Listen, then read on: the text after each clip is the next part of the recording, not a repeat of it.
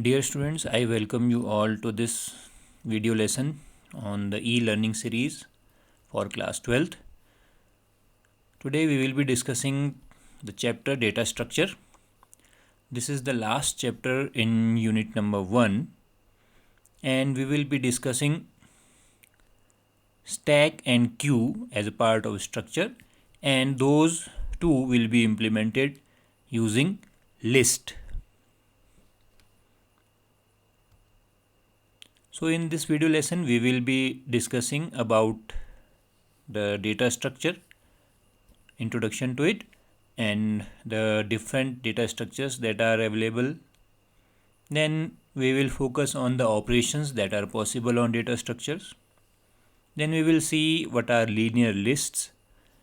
Then we will focus on stack, and at the end we will be focusing ourselves on the queue implementation. So let's get started. So first we must understand what is data structure. Before it, you have heard about the term data type. Now this is a second term. It is known as data structure.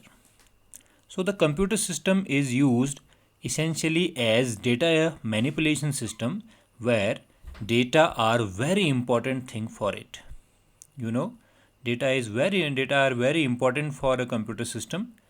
Please note that data is a plural number. The singular number is datum, D-A-T-U-M. Okay, that's why we have used R. So the data must be represented, stored, organized, processed and managed so that it can be used for user environment.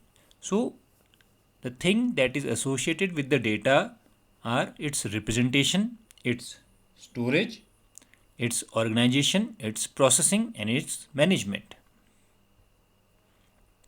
So to achieve this, we use data structures. Okay, so the data structures are an effective and reliable way to achieve this.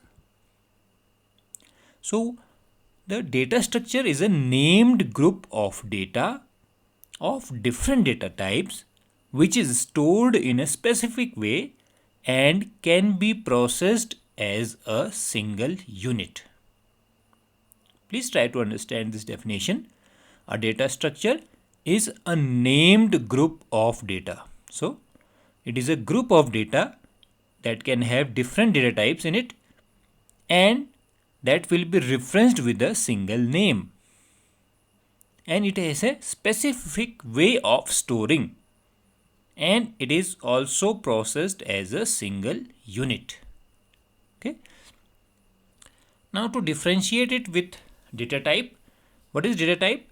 Data type defines a set of value along with well-defined operations stating its input and output behavior. So the data types are mainly concerned with the input and output and some of its specific behaviors. What are the specific behaviors? Like integers will not have the fractional part in it. The float values will be having fractional part in it. So these are some specific rules that are associated with the data type.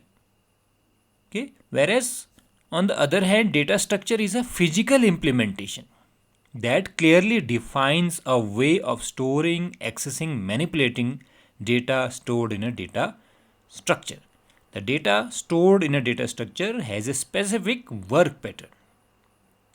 Okay, so data structure is a collection of data types with some specific methods or work pattern related to its storage, its accessing, its manipulation. Okay, so you must understand the difference between data type and data structure. Okay, I think it is clear to you. A data type has rules related to its input and output. Okay, for example, in strings you cannot multiply two strings. So this is a rule associated with strings. Okay, but a data structure is a collection of data types, okay, and it is associated with a list of operations on it. So this is the difference between a data type and data structure. Okay, so the name is also making it very clear. Structured data, data structure. So a data set with defined processes on it. What will be the processes? The processes will be related to its storage, its accessing, its manipulation, and many more. Okay. Now let us see what are the different data structures. Data structures are very important in a computer system as they allow the user to combine various data types in a group and also allow processing of the group as a single unit. This is very important. If you are working with data type, then you will be having different data. Suppose you are creating three integers x, y, and z. So these will be three different units, okay, different values. But in a data structure, different data types are combined in a single package or a single unit. Okay, they are processed as a single unit. Okay, so the data structure can be classified. Number one, simple data structure. Those are built from primitive data type. Means the basic data types that you have in a language like integers, real numbers, character, and boolean. So what are these? These are arrays or linear lists. And the second category is compound data structure. Simple data structure can be combined in various ways to form compound data structures, which are further classified as linear data structure and non-linear data structure. Okay, so the simple data structures are built from the basic data types like integer, float, characters, boolean. Example is arrays or linear lists, whereas compound data structures are built from simple data structures, okay, and they are further classified into categories. Number one is linear and number two is non-linear. Okay, so now let us discuss linear and non-linear. Linear data type means you have a single level of data structure. They will be linear in a line, particular one dimensional, you can say. Okay, so a data structure is said to be linear if its elements form a sequence. This term sequence is familiar to you. You have studied this in class 11th also, because there are three sequences in Python: string, list, and tuples.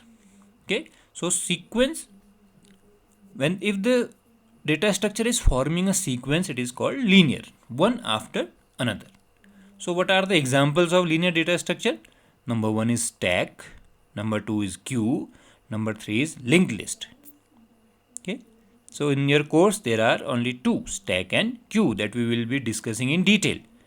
But now focusing on non-linear data structure, these are multi-level data structures. There will be more than one dimensions added to it. Okay, the simple example is tree. In tree there is a root and there are then branches of it, then sub branches, then we get a non-linear data structure. Okay, so the data structure that is distributed in more than one dimensions. Okay, it will be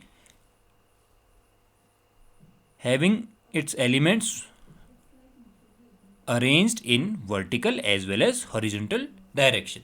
Okay, so these are the types of data structure like linear and non-linear.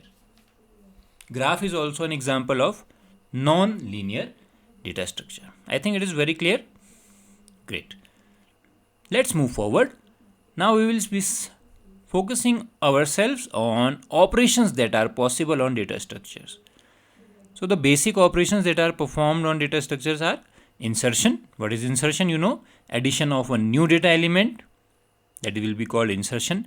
Next is deletion. that is removal of an existing data element. Then we have searching. When we search for a specific data, that is called searching. Then we have traversal. This might be a new term for you. Traversal means processing of all the data elements one by one. That is, you can say it like accessing each element of a data structure one by one. That is called traversal. Okay. Then we have sorting. You are familiar with this term. That is arranging the data elements in a specific order. It can be ascending or descending. Next we have merging. What is merging? Combining elements of two similar data structures to form a new data structure element. So it is called merging. Okay, I think all these operations are clear to you. Okay, so let's move forward. Now we will be discussing a bit about linear lists. So a linear data structure is that whose elements form a sequence that you have studied already. So when elements of linear structures are homogeneous, homogeneous means of same data type, of same type, like all the integers put together, all the floats put together, characters put together, they form homogeneous group. Okay, so when elements of linear structure are homogeneous and are represented in memory by means of sequential memory locations. Sequential memory locations mean memory allocated to the elements one after another.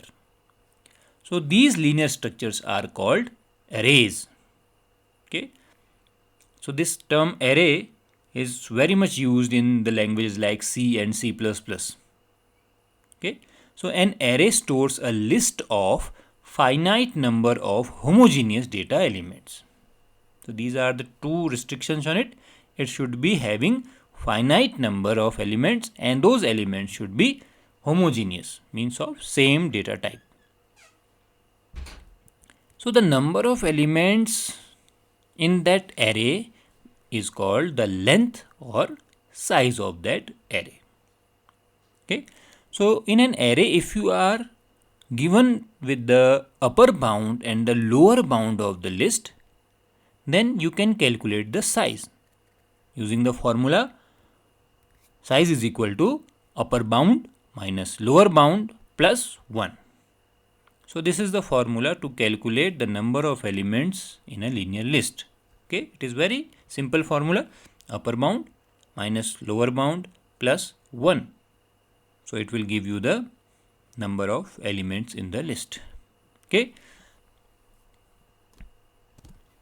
So in this video lesson, we have discussed the introduction to the data structure. In the next video lesson, we will be discussing the data structures that are mentioned in your syllabus, that is stack and queue. As we have to discuss them in detail with the working of those two with the help of lists, so we will be discussing them in a separate video lesson. Okay, I think this introductory video lesson on data structure is very clear to you, and if you are familiar with all these terms now, then only you can move towards the second part in which we will be discussing stack and queue. Okay, so try to understand the terms like data structure, data type, linear data structure, non-linear data structure, so that when you move towards the second part of this video lesson, you are well aware about the basic terminology of data structures. Okay, so see you in the next video lesson.